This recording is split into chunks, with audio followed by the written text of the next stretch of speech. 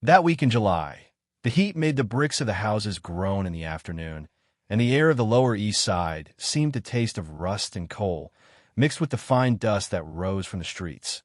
Many already paved, but still covered with loose earth, sand, and gravel crushed by wagon wheels and horseshoes. Even before anyone saw smoke, the news arrived the way it always arrived in the tenements, pushed from door to door by breathless people, crossing narrow corridors and worn stairways. The city had caught fire, and it was not just a figure of speech. There were real fires, and there was also the fire of people, of paper, of torn-up wood, of anger spreading without asking permission. In the street, a boy ran with his shirt open, shouting that they had torn down the draft office, that armed men were taking the corners, and that anyone caught in the wrong place would be beaten until they stopped moving. Inside a narrow apartment in a 6-story building near Avenue C, an Irish family understood, in a single instant, that life could be split in two, the before and the after of crossing the street.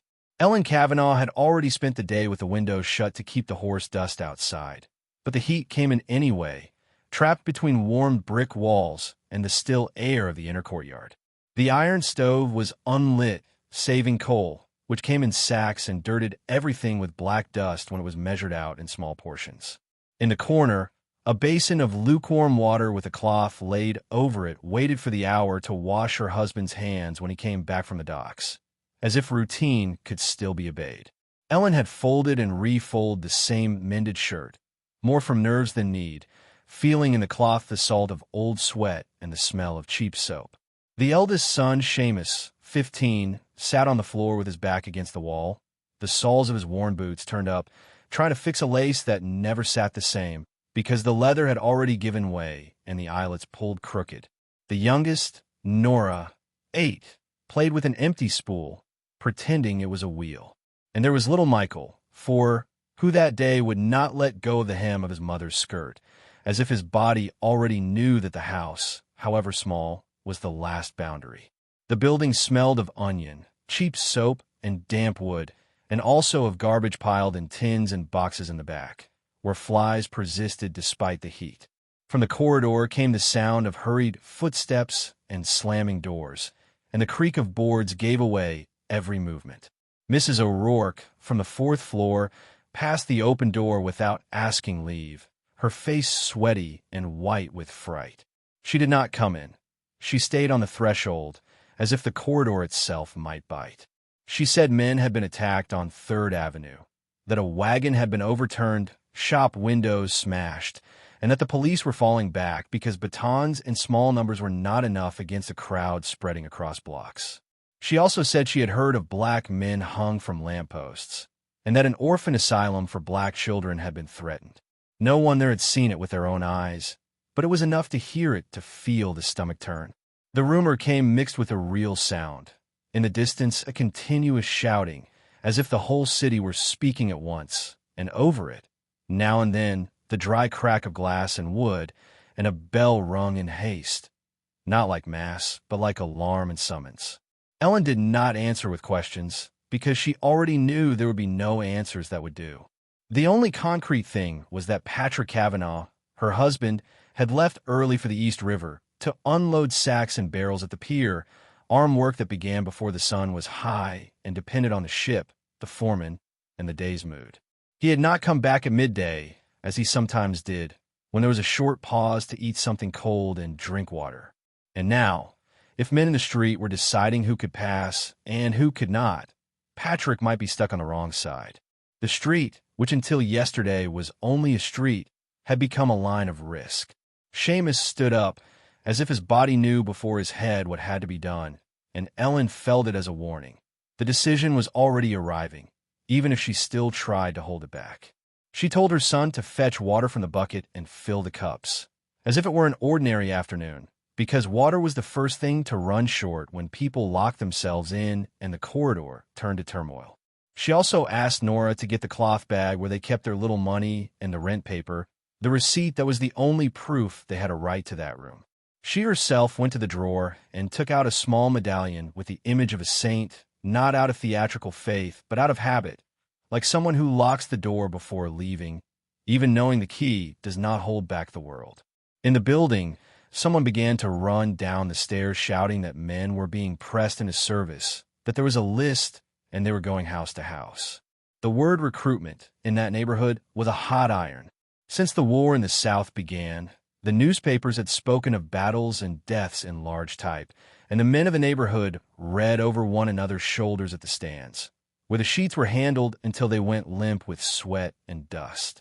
What was not in the newspapers was how the war entered the kitchen. It came through the price of flour, the price of coal, the price of watered milk sold in small portions. It came through enlistment notices and vague promises of pay. It came through the idea that a man could be taken away without the family having any way to hold the rent. And now it came through a draft lottery that said a man could be chosen to go fight unless he paid $300 or found someone to go in his place. $300 was a number that seemed invented, as if meant to prove there were two worlds in the same city, because in the tenement they counted copper coins and small silver, and that some belonged to people who did not have to choose between bread and coal.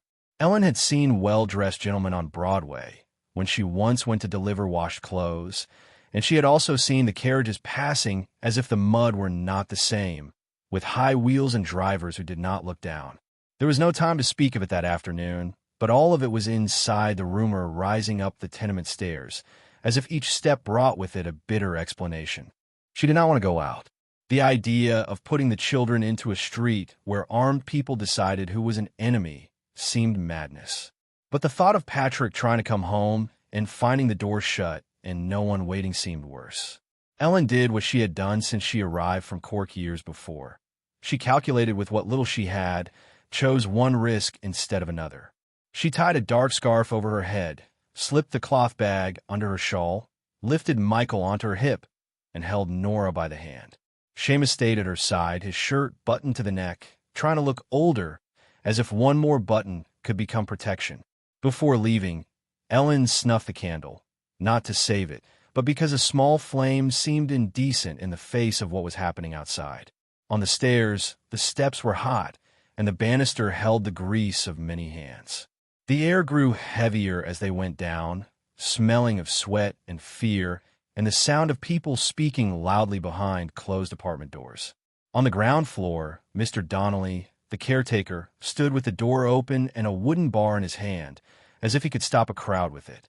He looked at Ellen and said, without asking anything, that the way along Avenue B was bad, that the gang was coming from the Bowery side, and people were being beaten just for trying to pass.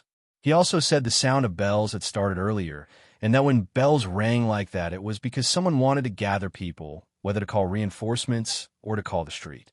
Ellen listened, stored it away, and pushed the door anyway, because at that point standing still was another way to lose. The street struck her face like a hot cloth. The sun was high, but it seemed dulled by a thin smoke coming from somewhere to the west, mixed with dust kicked up by running. The noise was made of many things at once: feet pounding, glass breaking, a horse neighing, voices in English mixed with Irish and German, and the metallic sound of something being dragged along the ground. On the sidewalk, a woman held a pot, as if she had stepped out in the middle of a meal. A man carried a large piece of wood, perhaps a plank torn from somewhere, with nails still stuck in it. Some looks were fearful, others were excited. Ellen recognized that gleam in people who had never had enough and suddenly felt part of something larger, even if it was destruction. She had no way to know who controlled each corner. She could only read signs. At one corner toward 2nd Avenue, there was a group of men in crushed hats and open vests, some with clubs, others with pieces of iron, bars and work chains repurposed. They did not look like police. One of them held a small flag, not as a national symbol, but as a group signal, a piece of cloth to recognize one another in the turmoil. Farther on, across the way, Ellen saw 2 policemen in dark blue uniforms, standing near an overturned wagon, batons in hand, looking like men calculating whether it was worth advancing. The distance between one corner and the next felt enormous, as if each block had become a territory. Ellen did not look for the docks by the shortest route. She looked for streets where she could disappear if necessary, where there were open doors, where the crowd was thinner. She chose to go south, toward Houston Street, and then down smaller streets. The decision had no perfect logic. It had the instinct of someone who had learned to cross streets with drunk men, fast wagons, and ill-tempered shopkeepers, dodging wheels and insults. The first block was taken slowly. Ellen kept her face neutral, as if she were a woman going to market, not someone crossing a social fire. Seamus watched everything, breathing short. Nora squeezed her mother's hand hard. Michael, on her hip, began to cry without sound, only trembling, and Ellen felt his weight not only in her arm, but in the urgency of not making a mistake. At the next corner, two men blocked the way. One had a red face and a scar on his chin. The other looked too young to have a real beard, but he held a club as if it were an extension of his arm. They did not ask names. They looked at Seamus and at Ellen, and they looked at her shawl as if searching for a sign of hidden wealth. The scarred man said no one was going west because their people were there, and that the other side was cleaning the street of those who were no good. The word cleaning sounded dry, like a work order, but applied to people.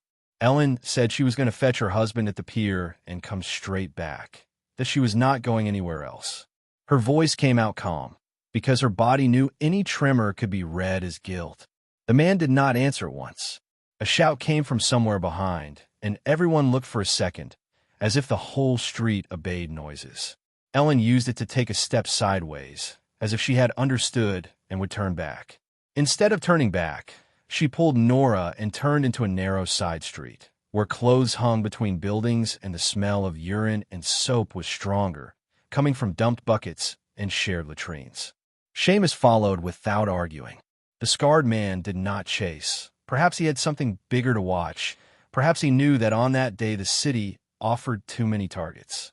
On the narrow street, there was a relative quiet, only the sound of a window banging and someone coughing, and the buzz of flies near a pile of garbage. Ellen stopped for a moment to adjust Michael on her hip. The boy was hot and sticky, and she felt her own sweat running down her back, trapped under the shawl. They passed a grocery where the owner, a German with a thick mustache, had boarded the doors shut in haste. Through a crack, he watched the family pass and said nothing. Farther on, a group of older children gathered fallen pieces of coal, as if even in chaos there was opportunity, collecting what would normally be kicked aside. And Ellen thought, without putting it into words, that hunger did not wait for any riot to end. When they reached near Houston Street, the noise returned with force. The wider street allowed wagons through, and there the crowd moved like water, pushing and being pushed, with people crossing without looking to either side. Ellen saw thicker smoke toward the center and heard the sound of something burning, that crackle of wood and cloth, and a sharp smell that clung to the throat.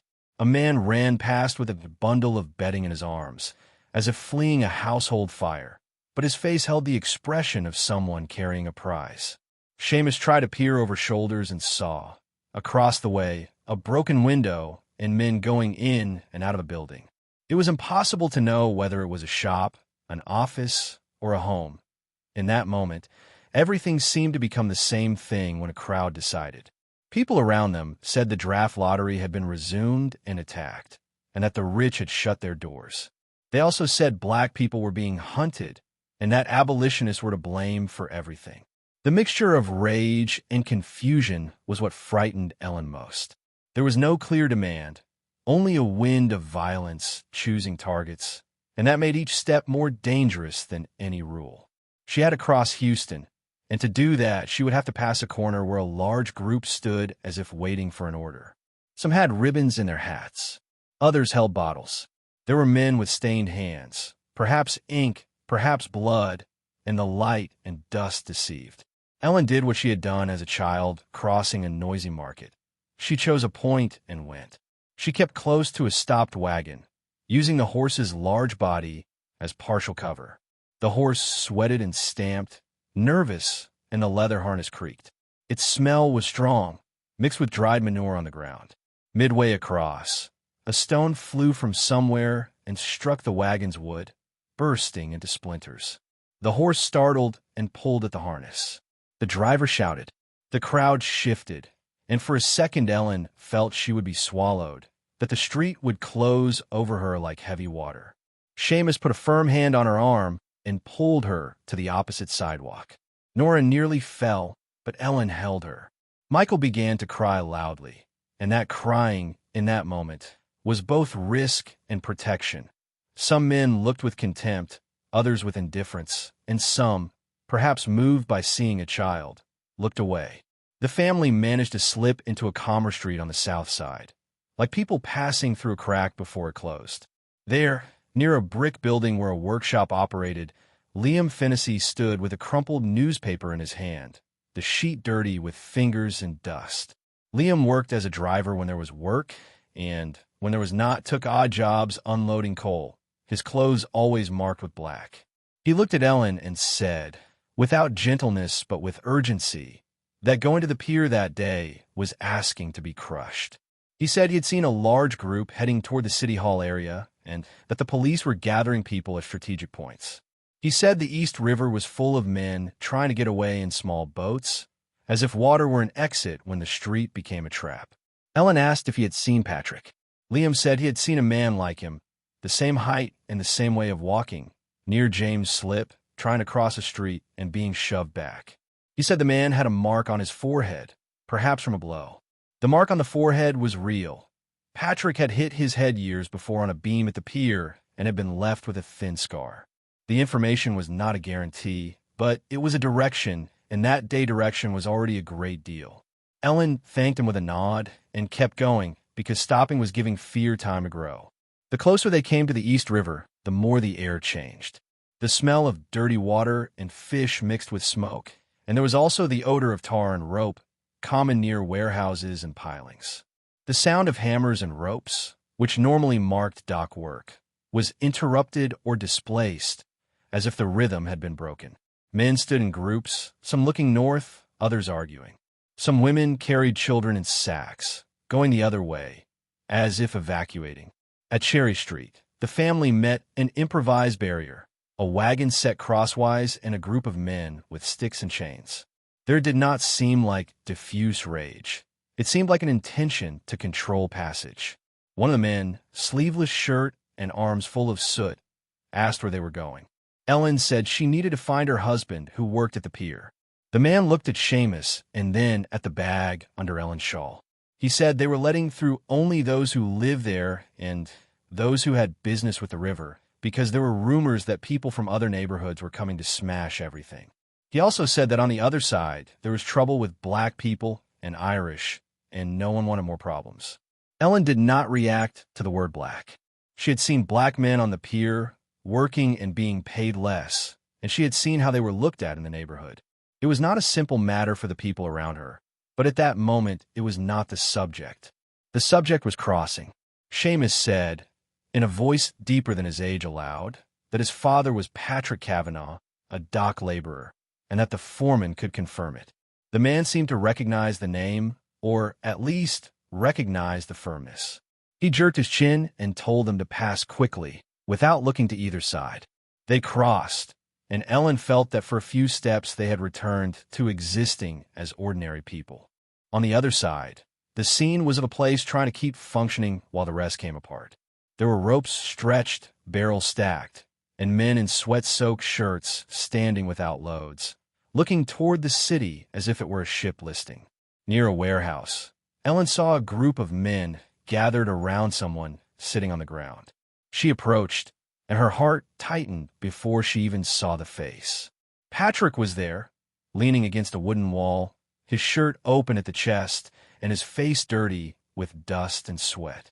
The scar on his forehead had fresh blood, running slowly down to his eyebrow. One eye was swollen. He breathed like someone trying not to make noise so as not to cause more pain. Ellen did not scream. She knelt, set Michael down for a moment, and held her husband's face in both hands, assessing without dramatics, as if looking at a knife cut in the kitchen, searching with her fingers for the exact place of swelling and blood. A man beside them, whom Ellen did not know, said Patrick had tried to go home by the Bowery and had been surrounded by a group that wanted to know if he had been drafted, if he had money, if he was against or in favor. He said Patrick answered wrong to someone or answered the right way for the wrong place and took a blow from an iron bar. He also said he was lucky to fall near dock men who pulled him inside, because out in the open street things did not stop to see whether someone was still breathing. Patrick tried to stand, but his right leg did not respond properly. He strained, his knee trembled, and he sat back down with a contained groan. Ellen understood, then, that it was not just a bruise that would pass with a compress. She looked at his ankle and saw it swelling, the boot tight, as if the foot had grown, the leather stretched. The pain in his face was visible, but the leg was the danger, because a bad leg meant lost work, and lost work meant late rent, and late rent meant the street. She asked for a clean piece of cloth to stop the bleeding on his forehead. A man brought a rag that smelled of tar, the kind used to wipe hands and tools. Ellen rolled it and tied it carefully, tight enough to hold, not so tight as to crush. Around them, the men spoke of how the city had turned against itself, of how the rich had bought their way out and the poor had received the draft paper. They spoke, too, of how the newspapers inflamed things, how politicians disappeared, how policemen were being beaten. But Ellen was not there to understand the city. She was there to get her husband out. She asked one of the men if there was a way back by safer streets. He pointed south, toward the piers, and said it might be better to stay close to the river, where there was less crowding and more open space between warehouses. He said some were sleeping in the warehouses, afraid to go home. Ellen looked at the children. Nora was too quiet, eyes wide. Seamus tried not to show fear, but his fingers trembled. Michael, on the ground, played with a piece of rope, oblivious, and that contrast hurt. Patrick insisted, hoarse, that he had to go back. He said the family could not stay at the pier, that the tenement was the only place. Ellen did not argue loudly. She knew he was trying to keep his dignity, and dignity was something a poor man held the way he held his last coat. They decided to return, but by another way. Tom, one of the dock men, offered a small cart used to carry sacks, and said he could take them part of the way, to a street where it might be safer to continue on foot. He made no speech. He simply saw a family in trouble and offered what he had. Patrick was placed in the cart carefully, his leg extended. Ellen climbed up beside him, holding Michael on her hip again. Nora and Seamus walked close, hands on the cart's edge, stepping around puddles and debris. The route along the river was a corridor of smells and sounds. Water slapping pilings, gulls, distant voices, and the creak of wheels on uneven stone. But even there, violence reached. At one point, they saw smoke rising from a building farther inland. At another, they heard isolated gunshots, sharp and dry, and then screams, and the sound spread through the open air like a warning. Tom drove the cart through streets Ellen barely knew, near warehouses and small workshops, where large wooden doors stood half-closed and men peered out from inside. At some crossings, groups of men watched suspiciously, but seeing an injured man and children, they let them pass with a brusque gesture, as if they did not want to be involved. When they finally had to leave the cart and continue on foot, Tom stopped and said he could not go farther. He said he had a wife and needed to get back before the streets closed completely, before night turned any corner into a trap. Ellen thanked him with a quick touch on the arm. Tom did not answer with words. He only nodded and pulled the reins to turn, disappearing toward the river like someone also running against the clock. From there, the family had to cross the territory of corners again. The sun had begun to drop a little, but the heat seemed trapped between the buildings. The smoke was thicker. In some places, burned paper flew like dirty snow, sticking in gutters and corners. Ellen held Nora's hand so tightly that later the girl's fingers would be marked.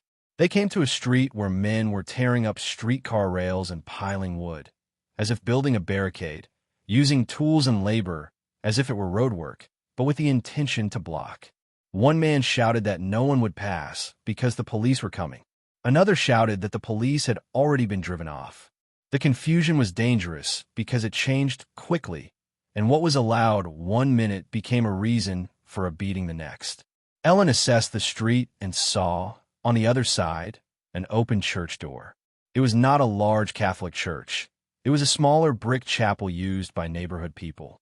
An open door meant shelter, but it also meant many would have the same idea, and shelter could become a trap if the street decided to surround it. They ran across toward the door. Seamus pulled Patrick by the good arm, helping him limp. Patrick tried to bear weight, but the leg failed. Ellen came behind with the children, trying to keep the group together as if that alone were a defense. Midway, a wave of people came the other way, shouting that a larger crowd was arriving. Ellen felt a body slam her shoulder, someone pushing without seeing. Nora nearly let go. Ellen yanked her back, too hard. It was in that squeeze that the irreversible happened. Patrick, trying not to fall, put more weight on the bad foot than it could take. The ankle gave with a small crack, almost inaudible in the general noise. His face changed at once, as if the pain erased everything else. He dropped to his knees in the middle of the street. Seamus tried to lift his father, but Patrick could no longer bear weight. His leg was no longer a leg that limped. It was a leg that would not hold. The crowd did not stop for it. It flowed around them like water around stone. A man stumbled over Patrick's shoulder and cursed. Another nearly stepped on his hand. Ellen bent down, set Michael on the ground, and together with Seamus dragged Patrick to the sidewalk, pulling his body over gravel and splintered wood. Patrick bit his own fist to keep from screaming. Nora stood pressed to the wall, motionless, eyes fixed, as if her body had decided not to take up space. The chapel door was only a few steps away, but it seemed distant. Ellen looked and saw shadows inside, and some people, women and children, and a man trying to organize. They could not bring in a large man without help. Seamus ran to the door and asked for assistance. He did not use elaborate words. He only asked them to help get an injured man off the street, because outside no one stopped. Two men appeared, one with his shirt collar torn and the other with an improvised bandage on his arm. They came without ceremony, took Patrick under the arms, and carried him inside. Ellen entered with the children behind, and the change in sound was immediate. The noise continued outside, but muffled by the walls, as if the chapel were a lung trying to breathe in the middle of smoke. Inside, the air was cooler but full of sweat and wax. Some candles were lit, trembling, and the light cast unstable shadows on the pews. People sat in the pews, people lay on the floor, and there was a strange silence, broken only by murmurs and contained crying. A man who seemed responsible for the chapel, perhaps a deacon, said they could not stay there forever. He said the night would be worse, that there were reports of fires and attacks on homes. He said there was a safer place near the river, in a closed school, where families were being gathered. Ellen looked at Patrick, lying on the floor, his legs swollen and his face pale. She knew there was no way to get him back on his feet that night. The situation had changed definitively. They were no longer trying to return home at that hour. They were trying to survive the night and protect the chance of future work, if it still existed. Seamus, his hand dirty with his father's blood, asked how they would carry Patrick. One of the men said he could find a plank and make an improvised stretcher. They did. They took a wooden board stored behind a cabinet and wrapped a thin blanket over it, the kind that barely held off cold in winter. Patrick was placed carefully. He was conscious, but his eyes had that look of someone trapped inside his own body, trying not to lose himself. Night fell slowly, but the sound of the city seemed to grow. Outside, there were orange flashes reflected on the walls, a sign of fire somewhere, and smoke came in waves when the door opened. The smell of smoke invaded whenever someone opened it just to look. A woman prayed silently, her lips moving. Another fanned a baby with a piece of paper. When they decided to leave, it was not in a large group to avoid drawing attention.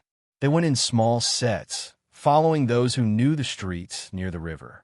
Ellen went out with Seamus carrying the front of the stretcher, two men carrying the back, and Nora walking pressed to her mother's skirt, Michael on her hip.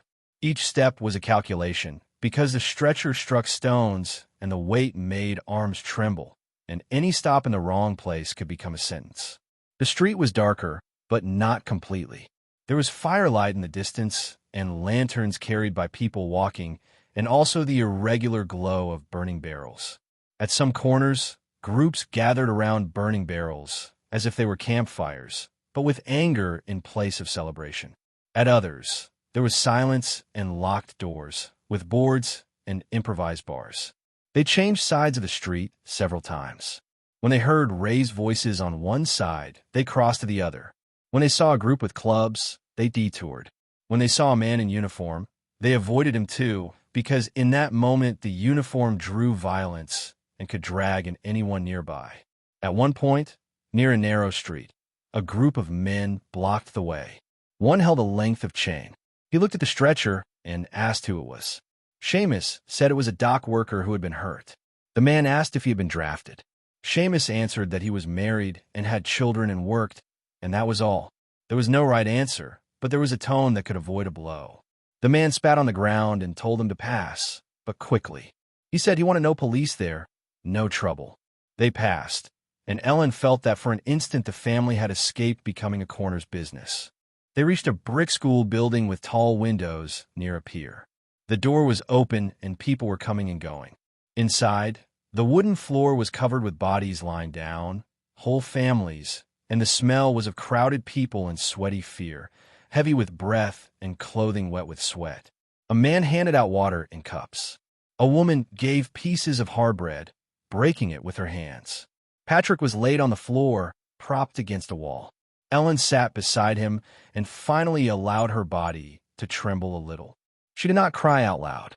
She only breathed deeply and placed the damp cloth on his forehead, trying to keep the blood clean and the skin cool, as if care were a way to keep reality in place. In the early hours, the sounds outside changed. There were moments of shouting and moments of silence. At some point, there were closer gunshots, and everyone inside the school flinched. Nora slept with her head in her mother's lap, her face dirty. Michael slept hugging a piece of cloth. Seamus did not sleep.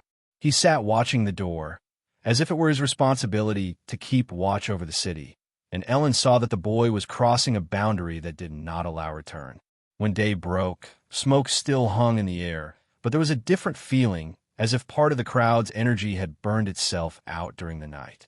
There was still danger, but there was also exhaustion. So people dared to go out for news. A man returned saying parts of the city were under the control of the police and the army, that there were soldiers in the streets. He said crowds were being dispersed in some places, but in others there were still attacks. He spoke of burned buildings and of the dead, numbers no one could properly imagine. He also spoke of rich people fleeing north and of workers hiding their children. Ellen had no way to act on the city. She had to act on Patrick. His leg had swollen more. The ankle was deformed, and the skin shone with tension. Patrick tried to pretend it was only pain, but his body gave him away. He was feverish, not much, but enough to worry, his forehead hot under the cloth. In the school, someone said a volunteer doctor was treating people near a warehouse, improvising bandages. Ellen decided to take Patrick there. She could not carry him alone. Seamus, with the help of a man who had also spent the night there, lifted Patrick and supported him as best they could. Patrick hopped on one foot, face clenched, putting his weight on his son's shoulder. The short distance felt long. Outside, the street held broken wood, papers, an abandoned wagon wheel. A shop window was shattered. A cat rummaged through trash. The doctor was a tired man with a stained shirt, working at an improvised table. He looked at Patrick's ankle, pressed carefully, and his face grew serious. He said it was not only a sprain. He said there was a fracture and that if Patrick kept putting weight on it, he might not walk properly for a long time. He said it needed to be immobilized and there could be no heavy work for weeks. Weeks. The word fell to the floor like a coin that did not exist. Ellen asked what to do. The doctor made a splint with wood and cloth, tied it firmly, and said to keep it elevated when possible. He also said to seek a hospital if the fever rose, because infection was something that killed quickly when the body was already weak. Hospital was another hard word. Ellen knew what hospital meant: cost, distance, the risk of dying away from one's own. Even so, she nodded, because in that moment nodding was the only way not to waste the chance to keep Patrick alive and whole enough to be useful again. They returned to the school with Patrick immobilized and heavier, not in body, but in reality. Their working world depended on his body, and now that body had a limit. In the days that followed, the city reorganized itself with a hard slowness. Streets that had been taken by crowds began to be patrolled. The smell of smoke took a long time to leave. Some shops reopened with boards still on the windows. Newspapers circulated again with accounts of what had happened, and people read with anger and with shame, depending on the paragraph, and folded the sheet as if folding a piece of guilt. The Kavanagh family returned to the tenement when it became possible to cross with less risk. The building still stood. The door bore marks of blows, and in the corridor there was broken glass. But their room had not been entered. Ellen felt a physical relief at seeing the basin in the corner, the stove, the folded clothes. It was little, but it was theirs, and in that moment little had weight. Patrick was laid on the narrow bed, and the bed became the center of the apartment. Ellen rearranged everything to make room for the extended leg, moving the scant furniture and leaving a passage to the door. She boiled water when she could and changed cloths. Seamus went out to find bread and coal. Nora helped as she could, bringing water from the corridor, trying to be useful. Michael, confused, asked for his father standing up, and Ellen answered with short patience, because patience, too, was a resource that ran out. The rent did not wait. The landlord appeared the following week, knocking on the door with his knuckles and speaking through the wood. Ellen opened with the chain on, enough to show her face. He said he understood the city had been through trouble, but rent was rent. Ellen said Patrick was injured, that he would return to work as soon as he could. She did not ask forgiveness. She asked for time. The man looked inside and saw Patrick lying there. He made a quick calculation, not of compassion, but of risk. He said he would give a few days. He also said he wanted no trouble. When he left, Ellen closed the door and rested her forehead against the wood for a second, unseen, as if she needed to set the day's weight against something solid. Seamus began to work more. He already did small jobs, but now he went out early to look for anything, carrying boxes, sweeping, helping in a workshop. He came back with small coins and put them into the cloth bag. His face hardened in a few days. He was still a boy, but the city did not respect that, and the home could not afford to respect it either. Patrick, in bed, tried to give orders, tried to remain useful. He told Seamus not to get mixed up with street groups, not to let himself be carried by anger. He spoke of the shame he felt lying there while his son went out to support the house. But he spoke without grand speeches, because he was not a man of talk. He only repeated, in a low voice, that work was what they had, as if repeating were a way to keep the idea alive. Ellen, as she cared for the house, and her husband, listened to the corridor conversations. People spoke of what had happened in short phrases, as if lingering brought bad luck. They spoke of neighbors who had vanished. They spoke of a man who had been arrested. They spoke of a fire that had eaten an entire block. They also spoke of fear that the draft lottery would return, that the war would keep demanding bodies. The neighborhood, already hard, grew more suspicious. On some corners, men who used to drink now kept watch. Ellen avoided going out with all the children together. When she needed to fetch water or buy something, she went at busier hours, when the street had witnesses and the presence of ordinary people served as minimal protection. Patrick improved slowly, but not the way he wanted. The swelling went down, but the leg remained stiff. When he tried to stand with support against the wall, his face tightened. The ankle was no longer a reliable part of his body. It was a constant reminder. The irreversible thing was not only the fracture. It was the shift in Patrick's place in the family. He stopped being the man who crossed the city with a whole body and became the man who needed help to go downstairs. When he finally managed to leave the room, weeks later, leaning on a piece of wood used as a crutch, he went to the window and looked out at the street. Life was returning, but with scars. A wagon passed. Children ran. A man shouted the price of fish. The everyday tried to impose itself with the same harshness as always, and that, however hard, was also a sign the city still had some ground. Seamus came in with news. He had found steady work for a time at a workshop near East Broadway, helping to carry and clean. It was not the docks, but it paid something. Ellen listened and nodded, and then put more water on the pot, as if that were the practical answer the world allowed, as if life were made of these small actions that do not solve everything but hold up the day.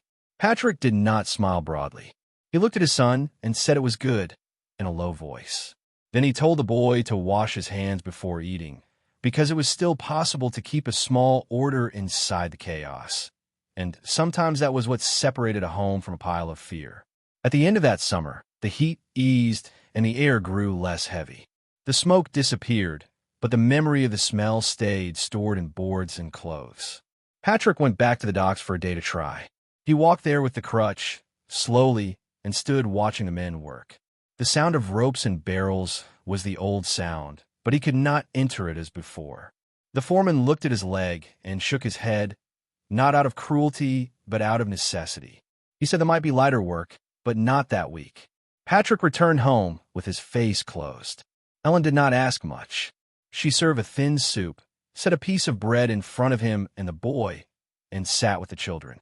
The food was simple, but it was there, and the fact that it was there mattered.